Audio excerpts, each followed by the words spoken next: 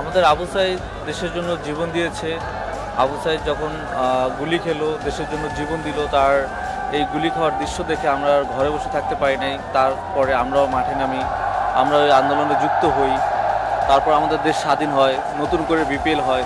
এই বিপিএলে যখন দেখি আবু সাঈদ স্ট্যান্ড, মানে আবু সাঈদের জন্য একটা স্ট্যান্ড বরাদ্দ করা হয়, সেই স্ট্যান্ডে বসে খেলা দেখতে পারি, আসলে খুব ভালো লাগে যে আমাদের 24কে ভুলে যাচ্ছে না। বিসিবি আমাদেরকে স্মরণ করছে, আমাদের স্পিরিটকে স্মরণ করছে, আমাদের 24কে ধারণ করতেছে। যেমন এখানে সবচেয়ে ভালো লাগার ব্যাপার, আবু সাঈদ স্ট্যান্ড, একটা স্ট্যান্ড, আবু সাঈদ স্ট্যান্ড একটা পুরো একটা সাইড ঘোষণা করে দিচ্ছে আবু সাঈদ স্ট্যান্ড। এইখানে বসে খেলা দেখার মজাটাই খুব আলাদা। আসলে এখানে বসে খেলা দেখতে পেরে খুব আনন্দিত আমি আজকে। এইখান থেকে খেলাটা খুবই ভালো দেখা যায়। আর এইখানে যারা খেলা দেখতে আসে সবাই আবু সাঈদকে মনে করে, আবু সাঈদকে ভুলে যায় না। আর আমরা আবু সাঈদকে আসলেই ভুলবো না।